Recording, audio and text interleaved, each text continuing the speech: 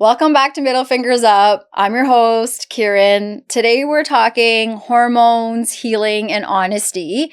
What PCOS is really costing South Asian women. Our guest is Dr. Ami, and I told her I would out myself, and I'm going to. I have been saying her name wrong this whole time, and she's been so kind in letting me. So I'm so glad she corrected me during our first take of this. I feel so terrible because we all know how much I talk about not being able to say my own name. And here I am saying the name of another brown woman wrong. So my apologies for that earlier, Dr. Ami.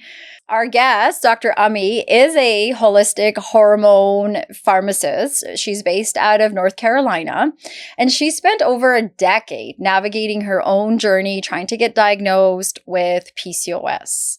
Dr. Ami is not just a clinician. She's a woman who gets it. She is here to help us understand those missed periods, the acne that makes us want to hide, the migraines that knock us out of our day, the emotional weight of trying to act fine when your body and your mind are anything but. Through both her personal experience and her clinical practice, Dr. Ami has become a powerful voice for South Asian women who are dealing with hormone-related struggles, from PCOS to fertility struggles to thyroid disorders and everything else in between. And here's a truth that we need to say out loud. When we talk about PCOS, we're not just talking about cysts or periods. We're talking about our entire metabolic system. So the blood sugar, the insulin, the inflammation, mental health, and so much more. So for South Asian women, many like us, we're not starting from scratch. We come into this world with a genetic backpack, and this genetic backpack is packed with metabolic vulnerabilities that we were just never taught to name or even understand how they show up in our life from time to time. And when we finally seek help, we're often told the basics of losing weight, relax, it'll happen, you're fine. And it's often those things that don't show up on the lab reports that we're struggling with and don't know how to make sense of. Dr. Ami is... I said it again, Dr. Ami is a voice many of us wish we had in these sorts of circumstances, someone that can advocate with us, but she certainly is here to help teach us how to advocate for ourselves when we are in these situations, going in the examining rooms, or even trying to come to terms with ourselves that maybe something is going on and how to trust that gut. So today I'm so honored to sit down with Dr. Ami. And I'm happy to have her here to talk about what it means to not just live with hormonal imbalance, but also how to fight to be heard. Welcome to MFU, Dr. Ami. Let's get into it. How are you today? Thank you so much for having me here today, and I'm excited to talk with you. Anything that you would add in the intro that maybe I missed or that you want us to know about? That was a very great introduction. Oh, wow. Thank you. I think as we get into the conversation, I'll add in things. So yeah, that was really good. Thank you. Perfect. Okay. So then why don't we jump into the personal and professional side of things? So we talked about how it took you some time to get your own diagnosis, and I think that journey kind of brought you to where you are at with your professional practice. Mm-hmm. So we'd love to hear your own battle with PCOS and the impacts of going through diagnosis. Can you take us through that and what that was like for you? Yeah, definitely. So this was over 10 years ago, maybe closer to 15 years ago at this point. But yeah, like ever since I first started my period, it had been irregular, and then I started to get acne. But throughout the time of trying to figure out what was going on, I was told by multiple different doctors. Like the first doctor told me, oh, it's just like you'll grow out of it as you get older. And so they just said, like, give it time. So then, that went on for a couple more years. Then I was like, okay, something can't be right. Like my period's still irregular. Went to another doctor. They told me it's just stress. Once you manage your stress better, it will get better. That didn't happen. Then that same doctor was like, oh, let's give you birth control for 3 months to reset your cycle, which is not how birth control works. And so, of course, that didn't work. And then I was like, okay. So that took another few more years. And then finally I went to another doctor. I did get like the proper lab work done and an ultrasound done. And I did get my diagnosis of PCOS, which, if people don't know what that stands for, it stands for polycystic ovary syndrome. And after I got my diagnosis, she told me that, okay, here's birth control. Take birth control. It'll help with your acne. And if you struggle later to have kids, we can give you more medications. And that was all I was told. And I'm pretty sure the visit was like probably 10 minutes, if even that. She told me that. And then she's like, oh, you'll just get your labs done once a year. And that's about it. And I was like, okay.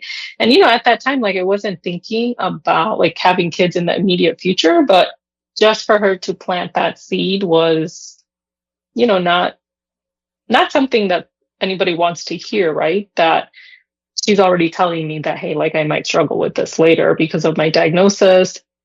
It wasn't even given other options that, oh, like, well, if you don't want to take birth control, your options are XYZ. I was not given that option. I was just told, okay, here's birth control. I'll see you in a year, basically. And that was pretty much it of how I got diagnosed. So thank you for sharing that. And maybe we can jump into a little bit of B, like the spaces in between. So you're told early on, okay, maybe it's this, give it time. And I think a lot of women can connect with that sort of phrase of give it time, give it time. But like, what is going on for you outside of giving it time? Because you're living with these symptoms. You're also second guessing, I would imagine. There's all these sorts of things that are happening for you. So can you sort of break that down for us? Yeah, I mean, at that time I was struggling with like the irregular periods and the acne. And so a lot of it, and if the doctor's like, oh, maybe it's your stress. So it's like trying to figure out how to navigate it myself. And then sometimes just being like telling myself, okay, like maybe this is just what it is. Maybe I have to live with this, right? Because she said I could grow out of it. But I think like looking back, sometimes I feel like when providers give those types of answers, I think it's because they don't know what else to tell you. And so they're hoping that it will just get better because they don't really know what else to tell you either. Do you have like suggestions or advice for women, young women, all women that are told give it time, but in that time things maybe feel like they're progressing or something doesn't feel right? What can you suggest that we can do in that sort of space where we're like counting down the days to go back to the doctor or what are our options in those moments? So it is true initially that like when a young woman starts her period, say around age like 11, 12, 13, then yes, maybe for the first couple of years, your body's not going to have a period every month for some women.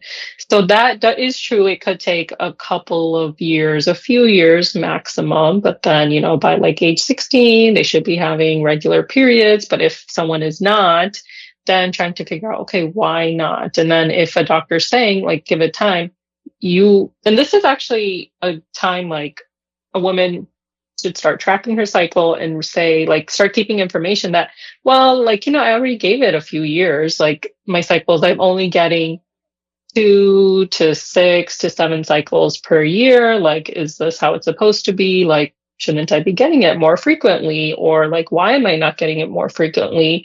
The more you document about your lifestyle, the more you can have those conversations ahead of time instead of if they're like, give it time and then you start documenting those things, that could maybe just take up about 3 months. But as soon as a young woman starts her period, I think it'd be great to have these conversations to let her know that, hey, this is what to expect with your period, and this is what's normal, and this is what's not normal. So for caregivers, because you're right, like little girls get their periods young as 11, even Yeah. younger. And then as you're becoming a teenager, there's lots of hormonal shifts and developmental changes that are happening. And so I can appreciate and understand how we can get lost in some of that because teens have all these sorts of things going on. Young people have different things going on. And so for caregivers or people that know the young women best, is there something that, like good habits or curiosity or something that we can encourage while the young person's like, holy crap, I'm just learning how to put on a tampon or a pad here. I don't know what else to do. But something caregivers can do to support their young person? I think that there's lots of obstacles to this because I think culturally, periods are not looked at as a great thing, right? They're considered like dirty in our like South Asian culture, right? And very taboo, right? Like I wasn't even really allowed to say period in front of my dad. And even in families, right? It's like, don't talk about periods, don't show like, even buying like tampons and pads, right? It's like, okay, let's be like sneaky about this. Like, don't say you're on your period in front of your brother or your dad, right? So, first of all, those things have to change. And then, like, realizing that periods are a beautiful thing, they're natural. And then we can have more of these conversations that, okay, we accept that we have periods and it's normal to have this. Now let's talk about what a healthy period looks like. So I think there's a lot of work to be done there. But first, as for caregivers that may be listening, acknowledging that periods are natural, beautiful things that we have as women and educating or at least learning and or providing the young woman with the right resources of, okay, this is what a period is. It's like a lot of women don't know that we have like 4 phases in our period, even in like our 30s, right? And yeah, so I think a lot of it starts with first accepting periods, and then second is the right education around it. Oh, you said that so well. Like just all of that. And you know what? I'm going to out myself again since that's clearly what I'm doing today. We talked about it's about honesty. I didn't learn about those 4 phases until like recently, to be honest, that there are these. And I think part of that is education is becoming more and more available to us. Like I also grew up in that stigma of don't talk about it. It is what it is. And now that I'm entering that perimenopause phase, I remember saying to my sister, I was like, we grow up hating our period, planning our life around it, and like, oh, I'm going to have my period on this vacation or blah, blah, blah. And now in our mid 40s, I'm so grateful when I get my period because it's a part of my health and it's showing that I got healthy things going on. So I agree with you. I think we do have to flip that script and really, shift ourselves firstly in our households. And it's not just the women, it's the dads, it's the brothers. Like, I talk about this. I have 2 boys and they know everything about my cycle that they will now be able to ask me and say, did you just get your period, Mom? Because they can tell what to expect in my moods and those kinds of things. And so we are shifting that in our own house because they're going to grow up one day and be possibly with women or around women. And, they have a right to understand this too. And it's so many times we make it the women's burden and it's all on us. And I think that this conversation needs to continue happening in our households just to get comfortable with the fact that, like you said, it's natural and it's something that, we come from a community where we're all about honoring and wanting to have babies, but we have to understand there's side quests, all these things that connect us to having those babies, and the period is part of that. So well said. Anything you want to add to that? No, I think that was good. Perfect. We'll probably talk a little bit more about that in a minute. Yeah. For you, what is something that you wish more people understood about PCOS, especially in our South Asian community?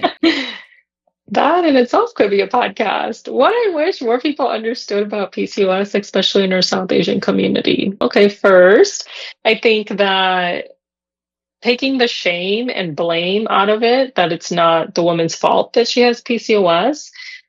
Like a lot of things in our culture is, there's that blame aspect to it. Like, let's blame the woman for this. And then with that, she starts to feel shame for it. So I think eliminating that, because it's a medical condition and there's lots of different factors that go into it. It's part of it is genetic, part of it is environmental, part of it is lifestyle. So it's not, nobody asks to have PCOS. And so I think taking that, shame and blame out of it would be the first thing. The second thing is recognizing that there's so much, it's so prevalent. Like 1 in 5 South Asian women has PCOS. So most people know somebody that has PCOS, whether they know it or not, or that person may not even know it because they may not be appropriately diagnosed yet.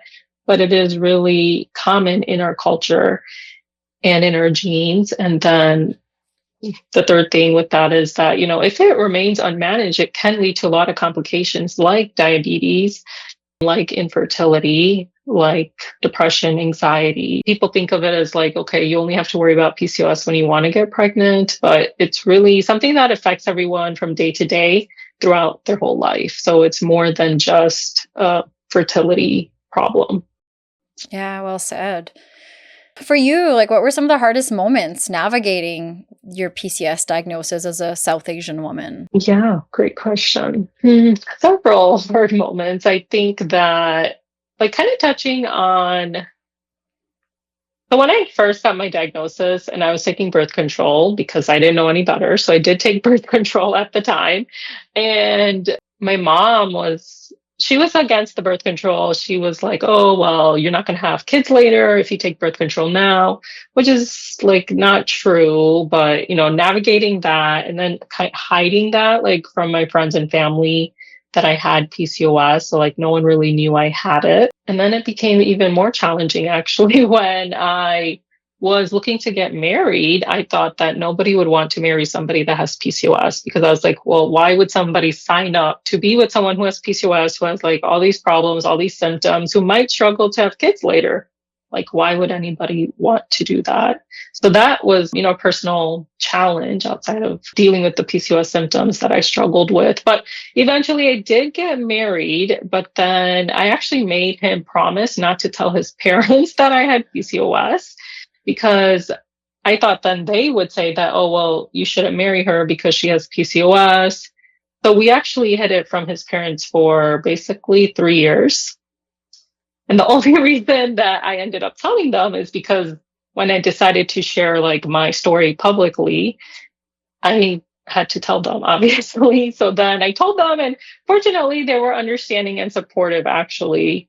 So I think the people that really care about you, they will be understanding and supportive. And then actually at that time, my mom also was like, oh, why do you need to tell the whole world that you have PCOS? Like, no one needs to know. And I was like, this is exactly why I need to tell everyone because there's nothing to be ashamed of having PCOS. And I don't need to be labeled as this, like a horrible person or like a disabled person because I have PCOS. So those were some of like my personal struggles with PCOS. Yeah, I really appreciate you sharing that. I think so much of this is going to resonate with women. What made you, or how did you go from hiding it to, as your mom said, wanting to share it with the world? What shifted for you? It was really the isolation with living with it. Like my friends and family, they tried their best to support me, but they didn't understand what I was going through because they didn't have PCOS. So that was one thing. As a healthcare provider, I saw a lot of misinformation about PCOS on social media. And then as a South Asian, it is so, so, so common. And after I started sharing it, like people I knew had known for years, they told me that they also have PCOS, but like nobody ever opened up about it until I opened up about it. But it was really like the isolation and the desire to have other women not struggle the way I struggled with it. Because why? Why should they? It shouldn't have to be that way. I'm glad that you shared that because, as you said, the numbers in South Asian women being diagnosed with PCOS is so high. And I was looking at the numbers as well. And like in the UK, in India, they're like 1 in 10 women are diagnosed with it. Sri Lanka, the numbers were high. And then in North America, what's really interesting is that more South Asians get diagnosed with it than other women of color, as well as other than white women. And so it's such a high number. And so the chances of being in the room with a fellow South Asian woman with that diagnosis, or maybe even the fact that she's struggling to figure that out, is really high. And I think our numbers are always skewed and stats always skewed because things are underreported. The stigma sort of keeps us from that. And so when women like you get out there and share your story, I think we have to remind ourselves, and like you should pat yourself on the back, in that it's helping collect data. And people aren't putting money out there to do research on us women, let alone us South Asian women. And so when our own people start to talk about these things, we're building that data. And so I think that's something that, in the weirdest way for me to say this, but it should be celebrated, that we're coming out and wanting to talk about these things so other people don't have to go through it. So if we shift to your professional career, you went to doctor school and then you went the holistic route. And so tell us how you got to where you are professionally and what made you do the work you are doing now with women. So we talked about how I got my diagnosis from the Western healthcare system. So that we kind of stopped there with my story. So then part 2 of my story is that like I took birth control blindly for about 7 years. And then I started to have my symptoms come back. I started to get like acne again, hair loss, difficulty losing weight, mood swings, anxiety, depression. And so I was like, okay, this is like related to my PCOS. So once again, started going to the Western healthcare system. Once again, I was told that, oh, well, why do you want to come off of birth control if you don't want to have kids yet? Multiple doctors told me this. So then I started to question myself that, okay, like maybe, is there another option? But I mean, the medication was not working for me. And I knew that there had to be something else. So I was a practicing pharmacist at the time for 7 years. And so I finally found a doctor who supported my decision to come off of birth control. I came off of it. And then I started to take my health into my own hands, did a lot of lifestyle changes, a lot of trial and error. And from that, that's when I started sharing, because it was a very isolating journey. So that's when I started sharing it publicly.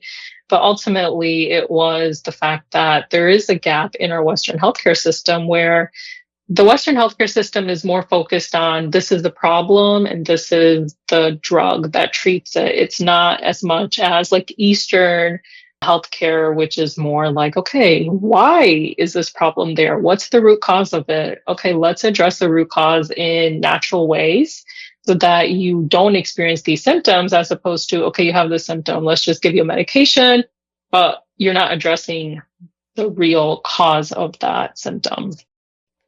So what a shift. Like, is it ever going to be like Western and Eastern practices can come together and work together? Because you're right, there is such a huge gap, and so many people overlook the Eastern practices and kind of bat their eye to, oh, this is like whatever, witch doctors. I've had a lot of white friends mention to me. And here we are like talking about how so many Western practices are getting in the way of our diagnosis, of our health treatment. And for you in that professional and personal place, you kind of get to wear 2 hats with this question. Like, where do you think we need to see a shift, and where are you seeing the shift happening? That's a great question. And I actually do practice both ways, where I do incorporate Western and Eastern medicine. And I think there is a time and a place for Western medicine. But the problem I have is similar to like how when I received my diagnosis, I was only given one option. I was only given one thing. Like, it wasn't even a choice or an option. It was like, this is it, just take birth control. It wasn't like, okay, take birth control for 3 months, 6 months, a year, while you make lifestyle changes. Like, I wish I had known that. And that's actually, like you're saying, it kind of hinders us in a way sometimes, because there's a lot of women that start birth control when they're 15, 16. They continue it for 15 years, right? Like, say age 30, they want to have kids. They come off of it after being on birth control for 15 years and not knowing that they had PCOS. So then they come off at the age of 30 trying to have kids. They can't have kids, right? They try for 3-6 months. Then they get diagnosed with infertility and PCOS. But it's like, okay, had they known this, they could have been working on their PCOS for 15 years. But instead, they didn't know because they were just taking birth control. So yeah, that's the problem I have with the Western healthcare system. But I think there are practitioners like myself that do imbibe both, where, okay, maybe you can be on birth control for 1 year to help manage some of your symptoms. But in the meantime, let's work on addressing your inflammation, your insulin resistance, environmental factors so that you can come off the birth control and not have your symptoms worsen and, alleviate them as well. I mean, that's part of why we're having this conversation, is to get this out there as much as we can so Yeah. that women can start at a younger age if possible. But, if not, to do the preventative work, at least are able to get some validation around it's not you. There's something else going on. Often you go to those examining rooms, and I mean, I'm sure you could speak to that too. When you know something's going on and then you're trusting a medical professional, and we all do that. Like, I will trust a doctor before I trust myself. But we got to also learn how to advocate with ourselves for ourselves, because we often brush our own feelings or thoughts of what's happening with mind and body, and then these symptoms keep happening and getting worse. And you mentioned fertility, and that's exactly, like, so many women have said that it is the time of having a baby that they realize they have this disorder. And then when you look at the stats for IVF and all those kinds of supports, again, South Asian women are less likely to have successful IVF results. Yeah. And it's not because we're weaker. It's, again, because there's a bit of a complicated system, like we said, that genetic backpack that we're not taught to think about or realize. So maybe we can take a minute and kind of zoom out a little bit and look at the numbers. Numbers can tell a good story, but also keeping in mind numbers can be skewed because we don't have all the data always for our community. But South Asian women, from what I've been reading, are more likely to experience insulin resistance. And that doesn't mean you're overweight and you have insulin resistance. You don't have to be whatever overweight is considered overweight as well. So can we talk a little bit about the weight stuff? Because that is what women get told all the time, is just lose weight, move more. And it's not that simple. That's not the only thing going on. Yep. So once again, this could be its own podcast. So, trying to summarize it in my head. So weight is actually a symptom of insulin resistance. So people think it's the other way around, that you gain weight and then you develop insulin resistance, but it's actually insulin resistance causes weight gain, because insulin is a hormone, and insulin resistance means that your body doesn't process the insulin correctly, and over time that can lead to you holding on to like more fat around the abdomen and things like that, which leads to weight gain.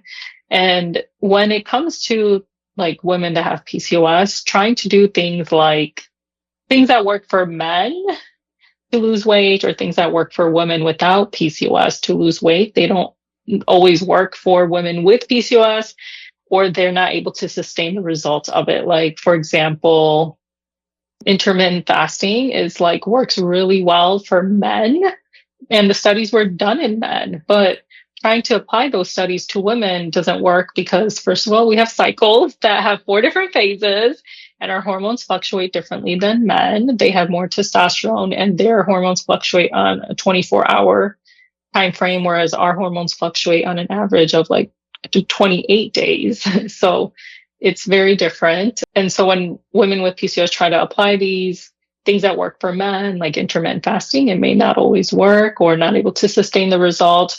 Or even for women that don't have PCOS, doing different things like just cutting calories and working out more can actually be harmful to women with PCOS, because cutting out calories can put a stress on the body, as well as working out too much can put stress on the body, which would in turn have negative effect on hormones.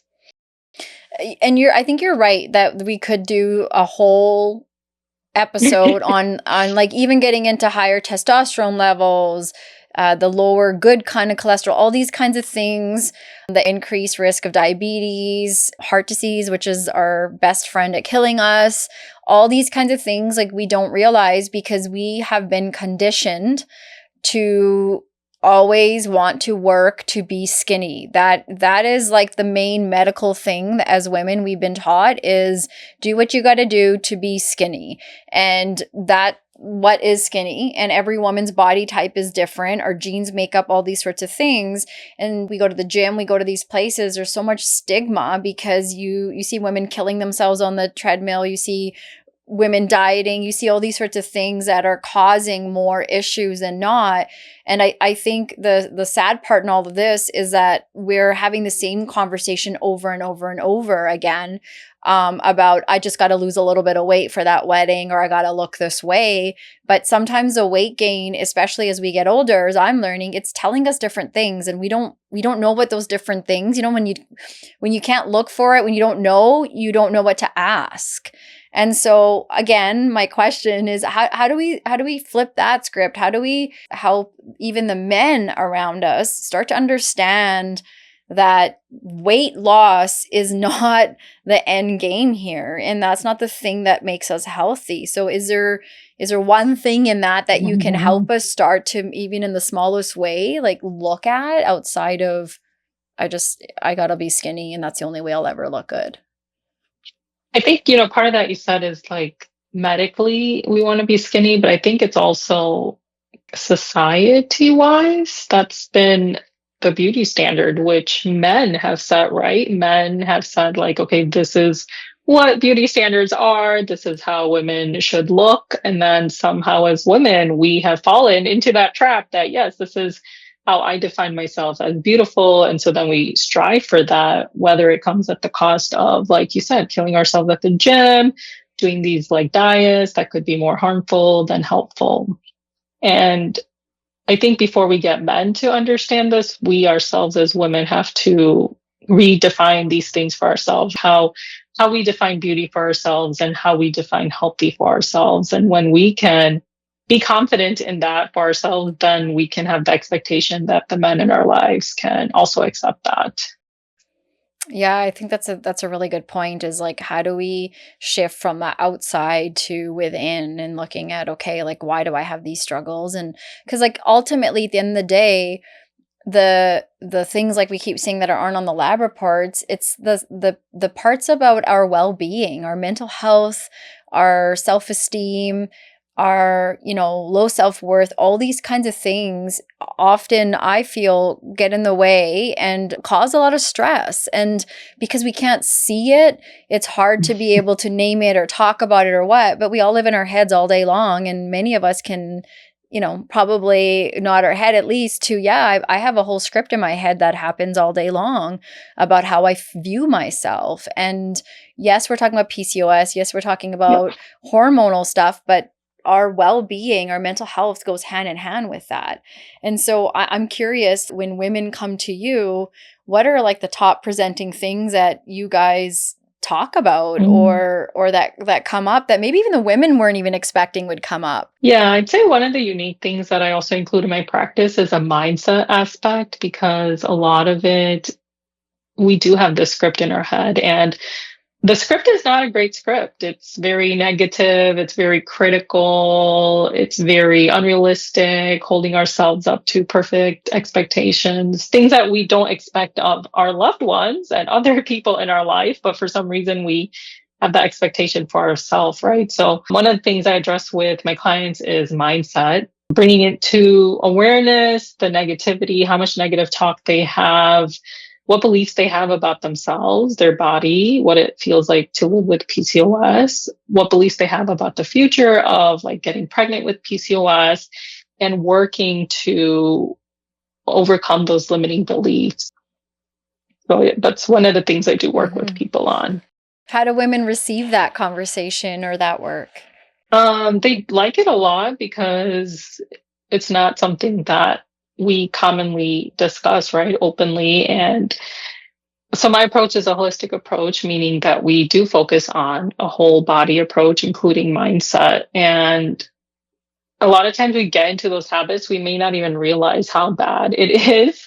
And even like with my own journey, I struggled with all those things like perfectionism, being super critical, being really negative and hard on myself. But when I started to be more aware and track those things myself, I realized like, okay, yeah, no wonder I don't feel great. I'm just like being so mean to myself all day long, like every single day. Yeah, like how can I feel good? But yeah, once like they start recognizing these things and start making the shift, they do become more hopeful about, living with PCOS and also starting to see the physical changes as well. Yeah, I think like in some ways it's like the science of it too. We think, oh, if I throw this, like we said, the diet, or I do this thing or that thing, these random things will work. But there are ways to combat what's happening. And I really love that you, from the holistic, there's that opportunity to talk about mindset, because it's kind of the thing that exists in all of it throughout, the most consistent thing from the minute we wake up to the minute we go to bed. How are we doing? There are some days like, and I think a lot of women in our community are never given the permission to just meet themselves with where they're at. It is that perfectionism and the pleasing and proving, the 3 Ps. And so what is like one way that, I don't know, maybe this worked for you, like one way that you were able to shift from blame to understand? I know you talked about tracking.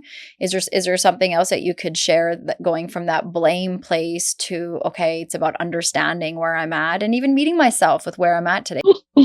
I think one thing I really help my clients understand is like trying to talk to yourself like you would to your best friend, your sister, a loved one, because the thing that, like, if they were in that situation, what would you say to them? You would probably say to them, okay, it's okay you don't feel well. You're human. You're on day 2 of your period. It's okay if you need rest, right? We would probably say that to them.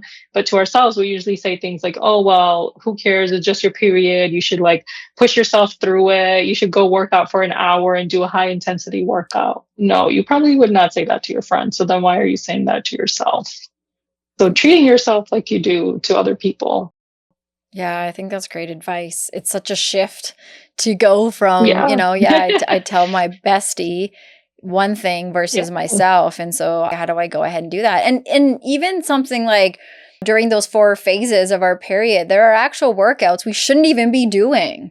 And Yeah. and we don't even recognize that. And I had a good Yep. conversation with my best friend a couple months ago where she's like, yeah, I was going to go work out, but I got my period. So today I did a lot of tea and meditation, and I did some other exercises at Great. home. Yeah, and Yeah. she's in the field too, and she's a great conversation person, because I'm like, buddy, like, tell me, like, what did you do outside of the workout? Yeah. Because we think we have to go do this big, huge, elaborate workout, but the workout in itself was just being present and having tea and meditating, these kinds of things. And again, we kind of throw that stuff off. And these are things that come from our ancestry too. Like these are things that are our roots that we've lost over the years, especially those of us that are in North America and the West. But then the West kind of Right. sells it back to us. But this mindfulness and meditation, these sorts of things were always done in chaotic moments with our ancestors. And so some of it's also like recognizing, how do we bring some of that back into what our body and our mind are actually craving, to be honest, as weird as it may sound. Yeah. And I think, to touch on that, I think part of the problem is that growing up in basically a man's world, right? Women, for many years, we've had to prove ourselves. And actually, we still do today. We have to prove that we're just as capable at work, that yes, we're a mom, but we're just as capable of being as successful as men and things like that. And so I think part of it comes from, okay, just because I'm on my period, I'm going to prove to you that I can run a marathon. Okay, you can, but that doesn't mean you should or that you have to. I think it's like flipping that perspective and being, okay, I could run a marathon, but I can also honor that my body needs rest. And that's just as important. I don't need to prove to anyone that I could run a marathon. Well, and changing these friggin' tampon pad commercials that are like, you have your period, you can go to that big meeting and also do this, like you said, running the marathon, and then get home and cook your dinner. And yeah, I think that's exactly what it is yeah, I can do those checkbox things. Absolutely. But how do I meet myself with where I'm truly at? And in our society, we are forced to just get on with it, go to work, go to school. So what? It's your period. Okay, you have cramps, take Advil, deal with it. oh, now you're being a baby, right? Like we ourselves say, oh, Yep. I'm not a pussy. I showed up today. And I remember I used to share an office with coworker. I remember we used to have those legit conversations of like, look at how amazing we are that we showed up with our periods. But meanwhile, inside, I don't know about her, but I was dying, like dying mentally. Cause I was like, I am trying Yeah. so hard not to kill someone at work today. I had to keep that energy. And then you know what? You go home for the day and then you take it out on everyone that's like actually really important to you. And so we have to give our best to that to society. And then we give the shittiness Yeah. to the people that put up with this all the time. And I think you're right. And like, how do we say, yeah, I can do that, but my mind and body are asking me today to take a break and not do that, lay down or whatever the thing is that, you know, Yep. we need. Is that a common conversation, maybe a repetitive one that you have to have with your clients? Because I would imagine it's not a one Oh, time. yeah. Yeah, definitely. I don't know that many women that are trying to, even myself, like trying to be intentional about slowing down on our periods or just slowing down in life, right? It's always, especially with our cultural expectations of achieving, right? And like just working hard, like rest is not considered something that's respected, or, you know, it's considered more like laziness. So Yeah. it's a conversation I need to have with all my clients and myself as a reminder, because we do need that time to bring our stress levels down, which impact our hormones and our PCOS. So, Yeah. yes. It's huge. The stressor, like I was reading about that too. Like those factors play such a big part in our health, like you said, with PCOS, fertility. And you're absolutely right. Our moms, everyone, there was no room for taking a break. And it's been a lot of that survival mode that our elders Mhm. have had to run off of. And even that model minority approach, the good immigrants get brought over and the rest of us have to strive to be those good immigrants and be the doctors, be the lawyers, be the big professions. And so then we run with this weird, I'm not good enough vibe. And I've been catching that with my kids. Yep. Sometimes my boys are napping or laying with a blankie on the couch watching a superhero movie. And inside, I'm like, get the up and get going. But then on the outside, I'm like, no, that's just what you were brought up with. And you were brought up with that because that's what your mom was brought up with. But for these guys, there's a Mhm. time and place to do those other activities you need them to. But right now, it's also okay to come home after school and take a couple minutes to chill on the couch. And it's called transitions. And we Yeah. were never brought up with transitions. And I think the lack of transitions play a big part in the medical side of things with us too. I'm not sure if that's something that comes up with you and your clients as well. And how do you put in those transitions throughout the day? Yeah, I like to think of it as balance and thinking with things like feminine energy, masculine energy balance, as well as in nature, sun, moon, right? Daytime, nighttime, everything is in balance. We have 4 seasons, we have 4 phases of our cycle. The moon has like a 28-day cycle as well, right? So just thinking about how it is natural for us humans to take time to rest. So definitely, I mean, I remind my clients, and we actually make action steps around, okay, how can they incorporate more things that they enjoy doing to help them relax, like things they enjoy doing as a child. I bring in like, okay, what is their love language? How can they apply their love language to themselves to help them with like relaxing more, bringing down their stress levels? Yeah. And like, it's so weird to think about those are the things that we need in the medical place as well, because that's not when we go to the doctor, that's not what we talk about at all. It's always Yeah. prescription. So how have you had to shift that as well, because you were primarily practicing in the Western kind of way too? So how did you get to that place for yourself? Yeah, I think it was more that, like, you know, with my own PCOS, I realized that it wasn't like my symptoms weren't being managed despite being on medications. And then as a pharmacist, understanding that, yes, the medication is only treating the symptom, it's not treating insulin resistance, or it's not treating inflammation. It's not, you can't out medicate a lifestyle, actually. So, yes, you could take medications. And that's great. But if you're not sleeping more than 6 hours a night, if you're not eating 3 meals a day, if you're not getting movement in, there's only so much medications can do.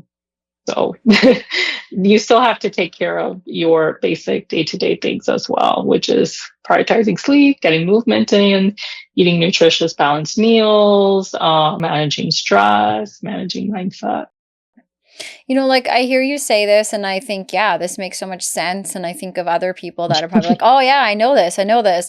How do we go from knowing this to like making it a part of our life, part of doing it? Any feedback about that? I'd say start small. You can't expect these changes to happen overnight. So start small with one thing that has the biggest impact, whether for you it could be, okay, I sleep 6 hours a night. Okay, I'm going to increase to 6 hours and 30 minutes this week. Okay, next week I'm going to increase to 7 hours and start making those shifts in your evening routine or your day that, hey, like what's going to prevent me from going to sleep? And that's the thing you need to do like first or second in your day so that you're getting rid of those obstacles. I'd say pick one thing, work, build up to that place that you want to get to, and then add on the second thing, whether it's like, okay, I don't really work out. So let me start with 15 minutes twice a week, whatever that may look like. And then build on that, add on another day the following week, another day the following week. And then adding on more time, like 15 minutes to 20 minutes to 25 minutes to 30 minutes. Start The small. I love that. You don't have to go hard right away. And some of us are all or nothing, but we can, it's overwhelming And it's change. unrealistic Right. because we're not going to be able to keep it up. We can't expect ourselves from living one way to the next week being this perfect person that we want to be, right? We have to slowly build in those habits so that they stay. If we shift gears for a second and go back and talk a little bit more about fertility and maybe even like the Mhm. cultural pressure, because I would imagine you see women, and some of this would probably come out as we sort of have been saying for many of our women, there's a lot of guilt to carry and even shame around fertility struggles. I've talked to a lot of women, done these panels, and there's this under layer of feeling like they failed as daughters, as wives, as South Asian women. And so I would love to hear from you what sort of work you've been doing around addressing some of this guilt and shame, or any feedback you have in these conversations with women that are showing up and feel like they're a failure because they can't have a baby. Yeah, I think that a lot of it can be a lot of like misunderstanding and misconceptions about like PCOS and infertility, which is what I address with my clients. And a lot of that starts like with my own story of when I got diagnosed, I was told that, oh, you may struggle to have kids. So sometimes that seed gets planted, and that was planted in me for like 10 years until I realized, like, oh, that's not even true. Like, I can get pregnant naturally, and people with PCOS can get pregnant naturally, but there has been that misconception because of how I explained to you earlier that, some people don't know they have PCOS. They come off of birth control, then they get diagnosed with infertility and PCOS at the same time. So then there's that association that, oh, because you have PCOS, you have infertility, but that's not necessarily true. So I spend a lot of time, helping women understand the misconceptions and like maybe the false information that they have around PCOS and infertility. And I think, for women that may still struggle to have kids, or maybe that was something they wanted, but it didn't happen for them. I mean, it's definitely a very sensitive subject, and it is heartbreaking if somebody that is what they wanted. But I think recognizing that motherhood isn't the only thing that defines us, right? We are still a whole person, and there's so many other things that make us happy or that we contribute to in life and in our relationships outside of becoming a mother. Yeah. I mean, it's definitely not easy to have to get to that point, but for someone that may be, that's one advice I could give. I really like hearing that, and reminds me of a conversation I was having with a woman. Her and her husband are going through infertility struggles, and they're newly-ish weds, like under 10 years of marriage. And so she made a really good point. She was talking about how her and her husband have come to realize that having a baby has been primary factor now in their marriage. They're doing all these sorts of things to try to have this baby, and all Yeah. the energy is going there, that they're missing out on that newly-ish wed thing where they haven't been traveling, they haven't been enjoying going to home sense to decorate their house, or the things that we all need to go to IKEA Yeah. and have our fights, like these kinds of things that couples go through, dates and sort of thing. And they recently went on a vacation and came back, and they're like, oh yeah, there is a lot outside of having a baby. And while we'll work through this process, whatever happens, happens, we have to set ourselves up with the other Mhm. things in our relationship too. And I was like, oh my God, please fist bump me 10 times, because that's such a big place to get to. And it doesn't happen for a lot of people because we're not thinking big picture, we're thinking one thing. And you have all these pressures that are coming from the community, your in-laws, your parents, all these people around you having babies. So I can understand why people can't get there or don't. But it was really refreshing to hear that conversation, and that, yeah, Mhm. okay, like set yourselves up with other things in your relationship as well, if possible, because it's you also need that energy to pull from when you're going through something so big, like trying to conceive as well. Yeah, and I think it's like even for people before they get to that point, right? It's like, are they living like, do they want to have a baby, or do you think you just want to have a baby because that's all you ever were told that, okay, it's like I was wrote in my post that you're gonna get a great education, you're gonna have a stable job, and then you're gonna get married to a great person, a family oriented, perfect on paper type of person, and then you're gonna buy a house, then you're gonna have a kid. And that's all like we've been told, but like, okay, is that what you actually want for yourself? Like, is that what will make you happy? So before you getting to that point of, okay, we're gonna have a baby, like these conversations, these things start earlier in life, right? Like, okay, are we making the decisions that are right for us? Are we going to the college we want to go to? Are we going to the place that our parents want us to go to? Are we keeping the friends we want, or are we just living for other people, right? So then it gets to the point, these bigger life decisions that, okay, do I actually want to have a kid, or is it just that that's what I thought I had to do? Oh yeah, so well said. It's the menu of check boxes, and you're right. A lot of people don't realize until so far into something that they don't even know what they want. And I did a newlywed series, followed a couple in their first year of marriage, and Oh. yeah, so we did three, like a 3-part series. And because so many people, so many South Asians are separating within the 1 to 3 year mark, the first few years, and there's a huge adjustment going from your own house to your in-laws house. For some of them, not all of them are buying their own house, moving into their own place, a lot of traditional things. And so there's lots of things that I think young people or some of us don't recognize when you're going along the fun part of getting married and whatnot. And something that stood out that the groom in this series said to me was, because I asked them, like, what was your upbringing and teaching about marriage? And he's like, well, it's kind of like what we're expected to do. And we talked a lot, we unpacked that quite a bit, because it's along the lines of what you're saying is, we're taught that we just have to do these things without asking, like, what does that mean for me? Because it's selfish to ask, what does that mean for me?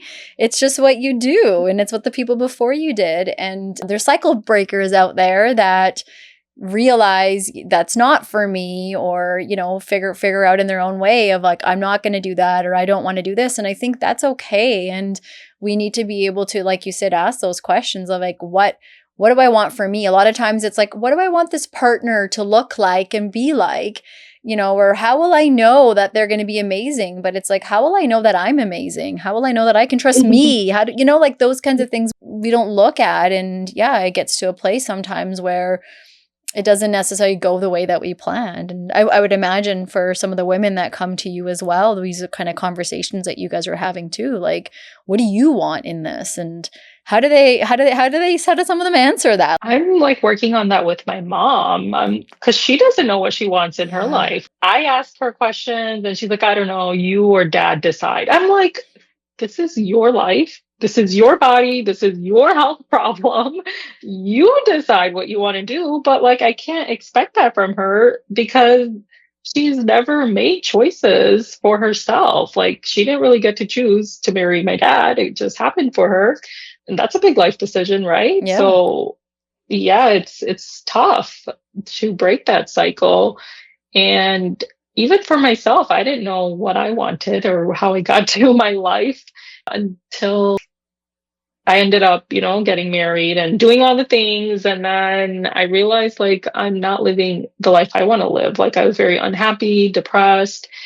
And it's because I realized like I never made choices for myself. So I didn't know what I wanted. I didn't know that I didn't want this because I didn't know what I wanted. And so I just fell into that life that I didn't want. But I think it starts with the small, basic things that, okay, the small things in life that, okay, what are the things that make me happy? Am I making choices that I want to be doing with my free time, right? And saying no. I have to teach my clients how to say no. I have to teach them to Yeah. prioritize their health and their fertility journey because they're overcommitting. They're going to all these social obligations. They're like, oh, well, I don't have time to work out 3 times a week because I have to do this on Tuesday and this on Thursday and this on Friday and this on Saturday. And I'm like, okay, cool. So how are you going to make these changes for your health and have a baby when you're overcommitting to all these things for other people, right? So teaching them how to say no, teaching them how to prioritize their own well-being, helping them figure out what they want. And ultimately, those small, small things help people make the big decision that, okay, do I want to get married to this person? Do I want to have a baby? Right? But it has to start with the small things because we can't make those big decisions when we don't even know the small things we want in our life. So well said. And I think this is why a racialized healthcare provider, therapist are so, so important because you're talking about boundaries, but in the Western world, boundaries are done in a very different way. And in our community, it's like learning how to say no, but also still remaining intimate and connected with your community and community members. And I think that's sometimes the isolating part. It means for some people, if I say no, I'm cutting myself away from this or them from me, but it doesn't have to be that way. It's like, how do you fuel yourself before you can fuel, for other people? And we don't have that luxury. We don't grow up with that because we've seen our mentors and role models not doing that themselves. And then, let's like look at you now. I think it's lovely you're talking to your mom now because every phase in life is so important, but somehow we think, oh, you get to this certain age of being an old person and it's like whatever now. And quality of care is so important up until we are saying goodbye to the world. And at any age, we can ask ourselves, yeah, what do I want? Whether it's buying that different deli meat or going to a restaurant, to some big life decisions about health and wealth and all that. And I think how cool is it to have two generations have that kind of a conversation because your mom and her mom would have never been able to talk like that. And a lot of our generation and our parents don't get to have those kind of conversations. So I think that's like a really cool, you should write about that, blog about that because it's like, it's a work in progress. Well, it's a yeah. work in progress with her. Yeah. But like to even for you to get to that place to ask, that means you would have had to have done your own work, as you're saying, to figure out like, what do I even want? And that's, again, it feels like a selfish kind of sacrifice, but it's an important one. And we're allowed to evolve as I don't know if you've seen this show. It's a South Asian show here in Canada. It's called Late Bloomer. Oh my God. It's like so well done. The guy that put it together, he started doing YouTube kind of funny bits way back in the day. And they cover so much of what we're talking about, the breaking the barriers through the generation. And it's just like this family, Punjabi family in Canada, and all these different side quests that, the daughter gets married, doesn't necessarily want to, going through that process, the parents as they're getting older, figuring out stuff. And the main character, he wants to be a YouTube / like entertaining person. And like, that's not a job that we're encouraged to have, a creative outlet. It's like you need a job that brings in money. And And so there's so many cool conversations in Mhm. there that I think the point of that is we have access now today, whether it's through TV, whether it's through, clinicians like yourself, conversations where we can start to ask ourselves these sorts of ways of like, how do I better the quality of my life, not necessarily of everyone around me. And I love that you're having those kind of conversations with your clients, even though you have to have them 100 times a day, but it's like, repetition, right? Like eventually you say something 7 times, it sticks. And so I think these are important things, at least, and we can come to the end of our life and say, okay, I did those things. I think also it's like, I know you said a lot of it is that, we're made to believe that it's selfish for us to want these things, but I think also in our culture, it's considered disrespectful, which is like a whole thing of like, you have to listen to your elders. They know what's best for you. If you don't, it's disrespectful and selfish.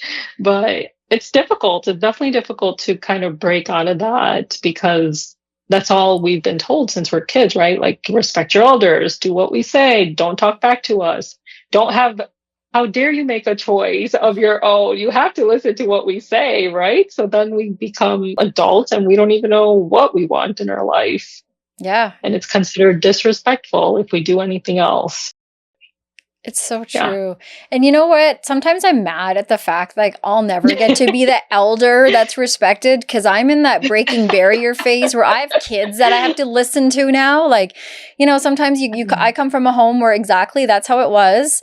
And then now I have these kids that are almost teenagers and there's this whole world of parenting that we didn't grow up in. I'm like, parenting, not just parenting, gentle parenting, right? All those kinds of I'm gentle-ish there. I'm still Punjabi, so I don't know. But it's funny because sometimes my sister and I, we laugh. We're like, when will we get to be the elders that people just listen to? Like, you're not listened to as a kid, and then you're not listened to as a parent because you have to always do the listening.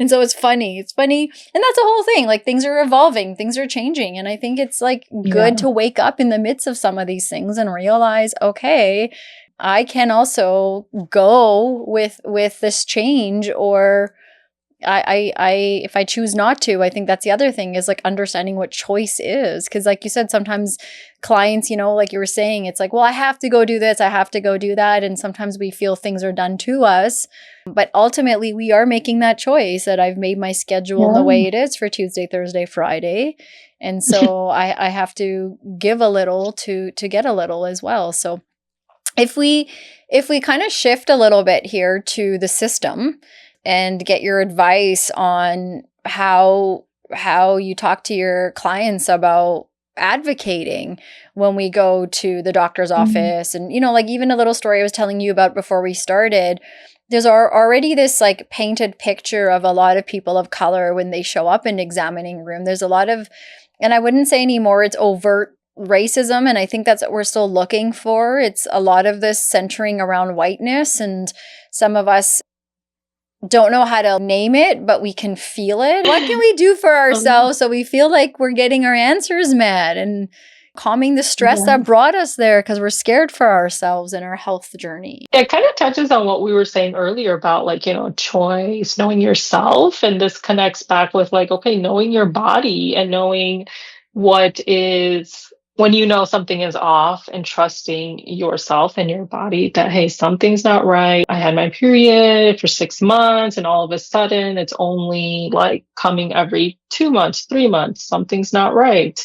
But we have to be connected enough with ourselves to recognize these things. And we have to, like I was saying earlier, trying to track as much as we can about our periods or just other symptoms in general, and just being more present and aware of ourselves, right? Like when you were saying about like hair loss, right? Noticing that, hey, I usually don't lose this much hair, but sometimes we're so rushed in our life. We're so not present with our body, our mind. We don't even know when these things happen, right? We get pain. Oh, whatever. I'll just take Tylenol. Oh, it's that pain again. I'll just take 2 Tylenols. Oh, it's that pain again. We just take Tylenol and move on. But that's your body telling you that something's wrong. There's a reason you're getting migraines. There's a reason your neck hurts. There's a reason your back is hurting. It's asking you to slow down and take a moment to figure out what's going on, not just take medication and push through it, but we have to be more present with our bodies. We have to know what's normal for us and what's not. And then when we get to these places of trying to get a diagnosis, then we have this evidence that, hey, like, I never used to get migraines, and then I started getting these migraines, or like, this is how my periods were, but now they're like this. So we have to present that information. We have to advocate for ourselves.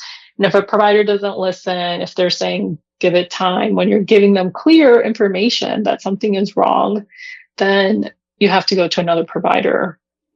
Yeah. And, nowadays, like you're saying, like providers like myself are available. There's other providers that are more like naturopathic doctors, or like they practice hybridly, than trying to see those types of providers to get the answers you need. I appreciate this and bringing us back to the knowing ourselves and jotting things down. And something that you also said in there reminds me of a lot of our elders and a lot of people. And we kind of covered that not knowing how to rest, but that take the medicine, take the medicine. And for people that are going the diagnosis route, taking the medicine, but also aren't making different adjustments in their life. Like maybe overdoing one thing is actually the thing, but it's so ingrained in them and they can't stop.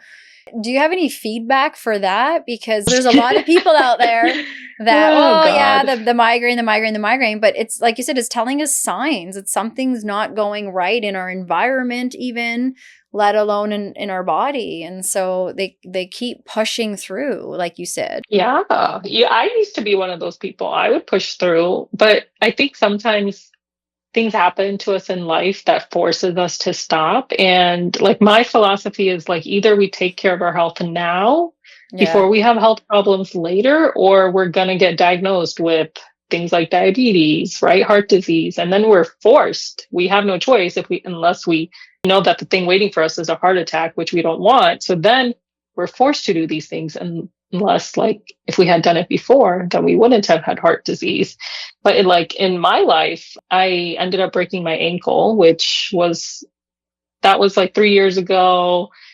And that was like, I was just that was like right when I got divorced, and I was like, had moved, and I was doing like so many things. And that was the universe, God telling me that you need to slow down.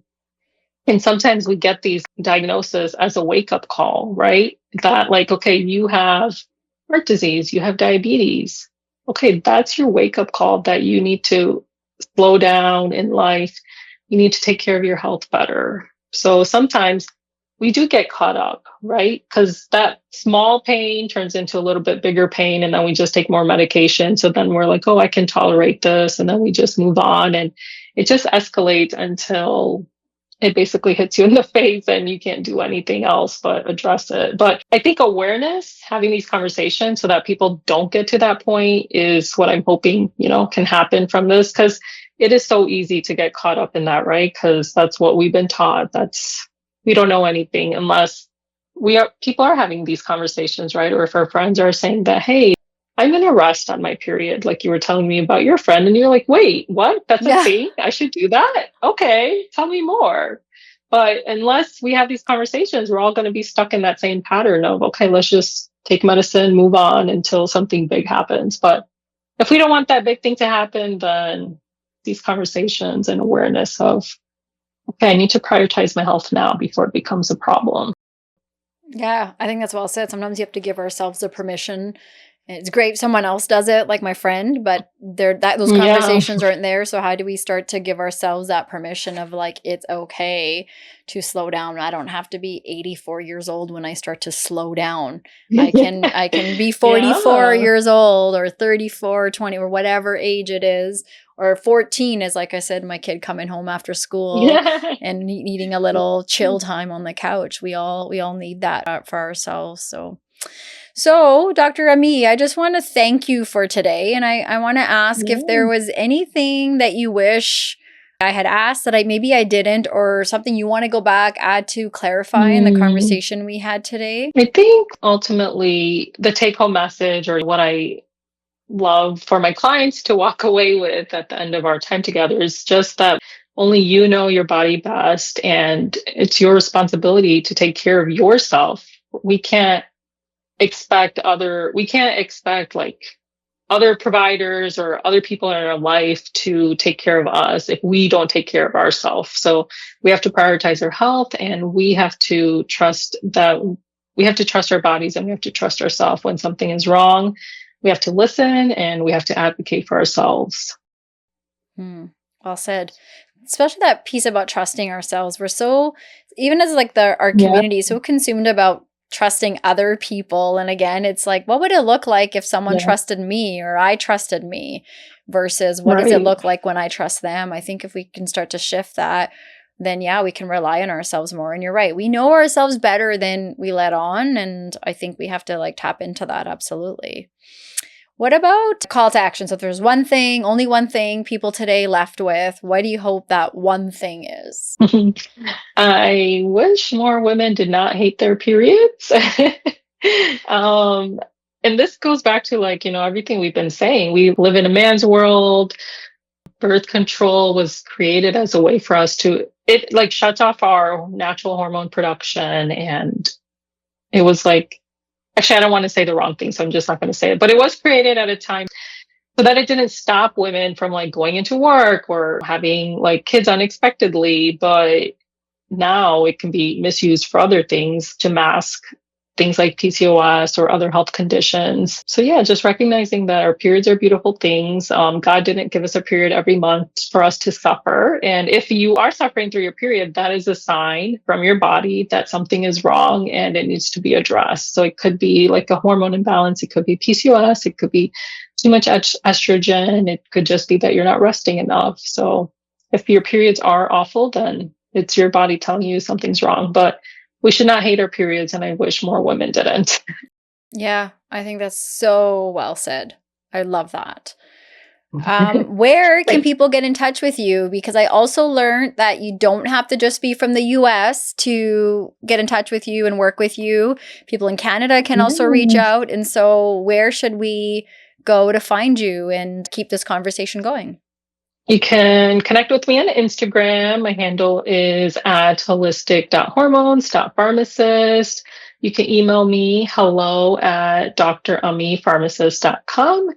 And I also have lots of free resources on my Instagram, but I also have like a YouTube channel and podcast that has lots of general information about like periods and PCOS as well. So that is Holistic Hormones Pharmacist podcast. So yeah. Awesome. That's lovely. And people can find that where they find their music? Yes. Yep. Yeah. They can find it on streaming on Apple, Spotify, YouTube. All the good Well. places. Perfect. That's awesome. Yep. And I think that's a lovely thing. There's so many resources today. So it's not like we have to do this alone. We can get in touch with you, listen to your podcast. You're right. Your Instagram page has so much knowledge and it's done in a way that's easy to consume little bits of information at a time. And so I think those are lovely ways for, we all have different ways that we like to learn. And the key here is we don't have to do it in isolation. Also, lastly, we like to leave with a little bit of rebellion and a lot of heart. So we're going to ask you, what do you want to put your middle fingers up to today? I'd say putting my middle finger up to living in a man's world. Yes. We as women, we need to start embracing the beautiful things of what it is to be a woman, because living in a man's world has really made us hate our periods, hate our bodies, right? To just like hate ourselves. But why? It's because we're living by these men's expectations and their perspective, but we need to embrace the beautiful women that we are and the beautiful bodies that we have that produce life and all the amazing things it does. I love that. I love that. That's so well said. Do you talk a lot about these things on your podcast? I should. Okay, please. Because I think, like we said, repetition, we need to hear it more and more and more. We shouldn't be hitting, like I said, in my 40s before I realize, holy fuck, I'm so grateful now. Every month when I get my period, I'm like, I'm not in menopause yet. I should have been just as excited, years earlier. And of course, messages were given in the way that we've been talking about. And now here we are where we're learning that and there's just so much unlearning that has to actually happen instead of learning. And that's hard because it's been ingrained, like you said, living in this man's world. And so definitely the more we talk about this, the more data we create. And so thank you. Thank you so, so much for your wisdom, for sharing your personal experiences, doing the professional work that you're doing. And you know what? Honestly, breaking down so many barriers for us, whether it's today, whether it's through your socials. Honestly, it's conversations like these that help us, specifically as South Asian women, dismantle the silence and the shame that surrounds issues like PCOS. And as you said, the medical masking that happens with these things that many don't know, and with infertility and personal identity, all of that is tied together. And to everyone listening, we always say these conversations are door openers. We're just scratching the surface.